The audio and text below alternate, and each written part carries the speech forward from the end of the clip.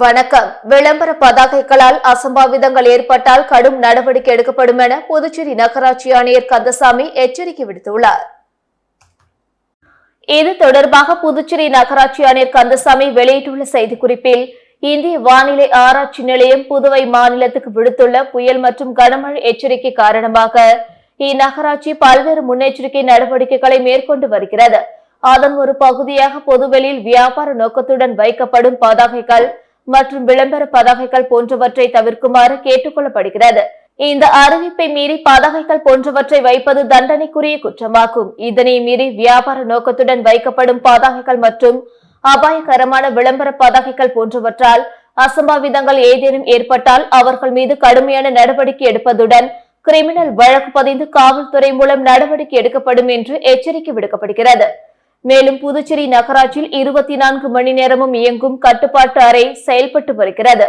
பொதுமக்கள் தங்களுக்கு வேண்டிய உதவிகள் அல்லது புகார்களை கட்டுப்பாட்டு அறை எண் 0413334074 மற்றும் 9600084074 என்ற வாட்ஸ்அப் எண்ணில் தெரிவிக்கலாம் என்று அவர் கூறியுள்ளார். காரைக்காலில் கனமழை காரணமாக நீரில் மூழ்கி 2000 ஏக்கர் விளைநிலங்களை அமைச்சர் திருமுருகன் நேரில் ஆய்வு செய்து விவசாயிகளுக்கு ஆறுதல் தெரிவித்தார். காரைக்கால் மாவட்டத்தில் பெய்து வரும் தொடர் கனமழை காரணமாக குடியிருப்பு மற்றும் சுமார் 2000 ஏக்கர் விவசாய நிலங்கள் நீரில் மூழ்கியுள்ளன. குறிப்பாக காரைக்கால் அடுத்த தலத்தெரு மேற்கு பகுதியில் அமைந்துள்ள சுமார் 200 ஏக்கர் விளைநிலங்கள் மழை நீரில் மூழ்கியுள்ளது. இந்நிலையில் இன்று அமைச்சர் திருமுருகன், வேளாண் துறை கூடுதல் இயக்குநர் கணேசன் உள்ளிட்ட அதிகாரிகளுடன் பாதிக்கப்பட்ட விளைநிலங்களை பார்வையிட்டு விவசாயிகளிடம் பாதிப்புகள் குறித்து கேட்டறிந்தார். குறிப்பாக தலத்தெரு, அண்டூர், தென்னங்குடி உள்ளிட்ட பகுதிகளில் உள்ள விளைநிலங்களில் விவசாயிகளுடன் வயலில் இறங்கி அமைச்சர் ஆய்வு செய்தார். அப்பொழுது நீரில் மூழ்கி நெற்பயிர்கள் அனைத்தும் சேதமடைந்து விட்டதாகவும் இதற்கு உரிய இழப்பீட்டுத் தொகையை அரசு வழங்க வேண்டும் எனவும் விவசாயிகள் அமைச்சரிடம் கோரிக்கை விடுத்தனர். அத்துடன் கடந்த ஆண்டு இன்சூரன்ஸ் தொகை இதுவரை விவசாயிகளுக்கு கிடைக்கவில்லை என்பதையும் அவர்கள் தெரிவித்தனர். புதுச்சேரியில் பைக்கில் கணவருடன் சென்ற கர்ப்பிணி பெண்ணிடம் மர்ம நபர்கள் நகையை பறித்து செல்லும் வீடியோ என சமூக வலைதளங்களில் வைரலாகிய நிலையில் அது உண்மையிலே விபத்து என போலீசார் விளக்கமளித்துள்ளனர். புதுச்சேரி 45 ரோட்டில் உள்ள காமராஜர் நகர் தொகுதி எம்எல்ஏ அலுவலகம் எதிரே இரவு நேரத்தில் கர்ப்பிணி பெண் ஒருவர் கணவருடன் பைக்கில் சென்று கொண்டிருந்தார். அவர்களை பின்தொடர்ந்து பைக்கில் வந்த 2 மர்ம நபர்கள் அப்பெண் கழுத்தில் அணிந்திருந்த செயினை அறுத்துக் கொண்டு வேகமாக தப்பி சென்றனர். அப்பொழுது கர்ப்பிணி பெண் கணவருடன் சாலையில் தடுமாறி விழும் வீடியோ சமூக வலைதளங்களில் பரவியது. இந்த நிலையில் இந்த வீடியோ தொடர்பாக பெரியகடை போலீசார் விசாரித்த நிலையில் அங்கு செயின் பறிப்பு நடைபெறவில்லை என்றும் அது ஒரு விபத்து என விளக்கம் அளித்துள்ளனர். புயலின் போது பதாகைகள் விழுந்து அசம்பாவிதம் ஏற்பட்டால் சம்பந்தப்பட்டவர்கள் மீது வழக்கு பதிவு செய்யப்படும் என உழவர்கரை நகராட்சி ஆணையர் சுரேஷ்ராஜ் எச்சரித்துள்ளார். இதுகுறித்து உழவர்கரை நகராட்சி ஆணையர் சுரேஷ்ராஜ் வெளியிட்டுள்ள செய்திக்குறிப்பில், இந்திய வானிலை ஆராய்ச்சி மையம் புதுவை மாநிலத்துக்கு விடுத்துள்ள புயல் மற்றும் கனமழை எச்சரிக்கை காரணமாக பல்வேறு முன்னெச்சரிக்கை நடவடிக்கைகளை மேற்கொள்ளப்பட்டு வருகிறது. இதன் ஒரு பகுதியாக பொதுவெளியில் வியாபார நோக்கத்துடன் வைக்கப்படும் விளம்பர பதாகைகள் ஆகியவற்றை தவிர்க்குமாறு கேட்டுக் கொள்ளப்படுகிறது.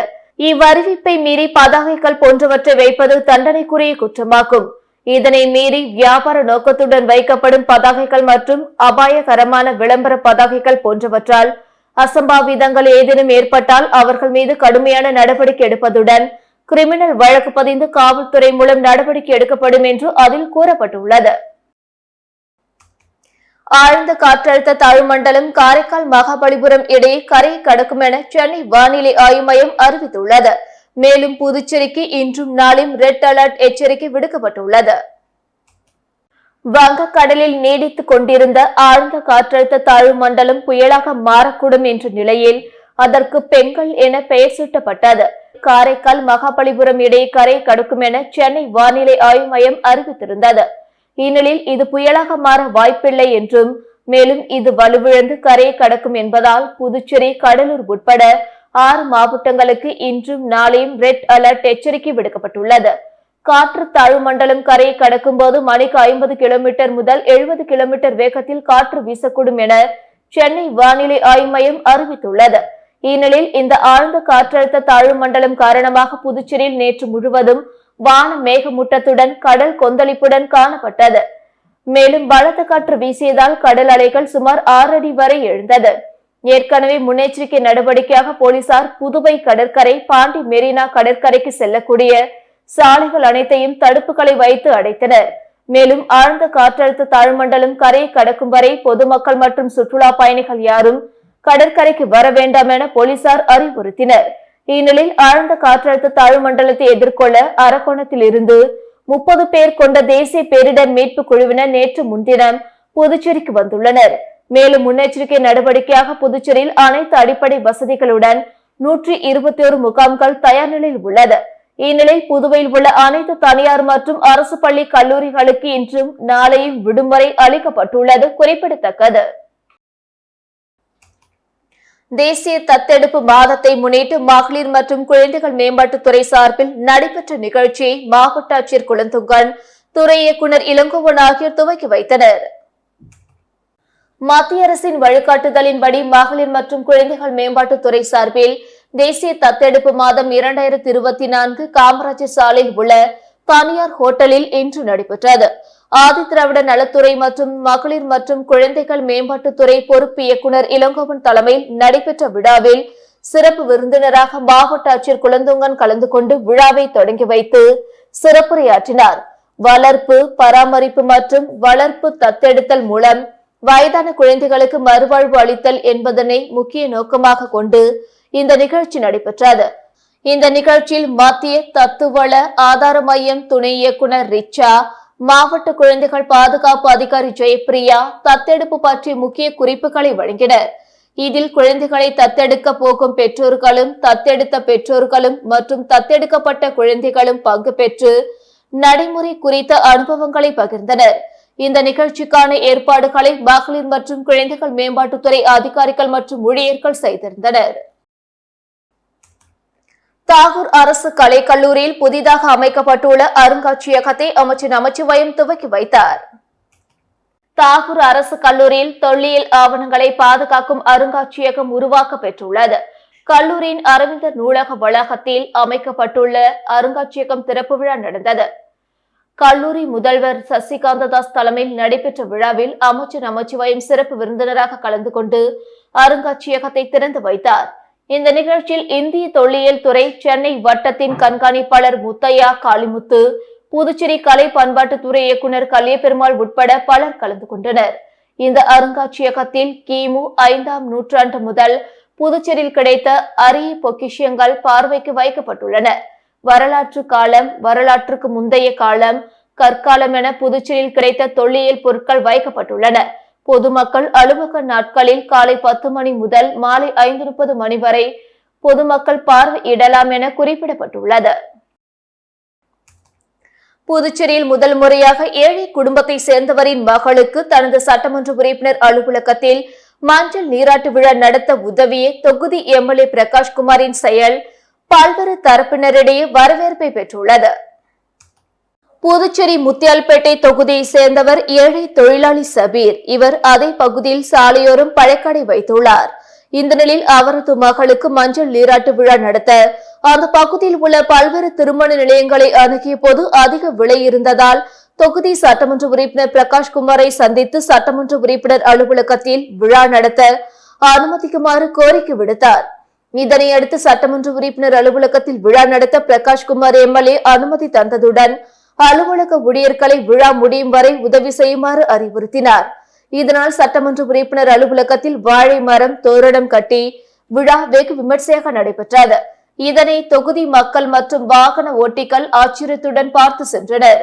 சட்டமன்ற உறுப்பினர் பிரகாஷ்குமார் செயல் தொகுதி மக்கள் மற்றும் பல்வேறு தரப்பினரிடையே வரவேற்பை பெற்றுள்ளது. புதுச்சேரியில் உள்ள இந்திரா காந்தி அரசு பொது மருத்துவமனைக்கு ரூபாய் 4 கோடியில் புதிதாக சிடி ஸ்கேன் இயந்திரம் வாங்கப்பட்டுள்ளது. புதுச்சேரி இந்திரா காந்தி அரசு பொது மருத்துவமனைக்கு தினமும் சுமார் 10,000 பேர் வரை சிகிச்சைக்கு வந்து செல்கின்றனர். அவர்களில் 40 பேர் வரையில் சிடி ஸ்கேன் பரிசோதனைக்கு உட்படுத்தப்படுகின்றனர். இந்த மருத்துவமனையில் இருந்த MRI ஸ்கேன் பழுதாகி உள்ளது. எனவே சிடி ஸ்கேன் பரிசோதனை மட்டுமே நடைபெற்று வருகிறது. இந்த நிலையில் ரூபாய் 4 கோடி செலவில் புதிய சிடி ஸ்கேன் வாங்கப்பட்டுள்ளது. ஜெர்மனியிலிருந்து வரவழைக்கப்பட்ட இந்த புதிய இயந்திரத்தில் நவீன வசதிகள் உள்ளதாக மருத்துவமனை அதிகாரிகள் தெரிவித்தனர். மேலும் MRI ஸ்கேன் இயந்திரமும் புதிதாக வாங்க நடவடிக்கை எடுக்கப்படும் எனவும் அவர்கள் தெரிவித்தனர்.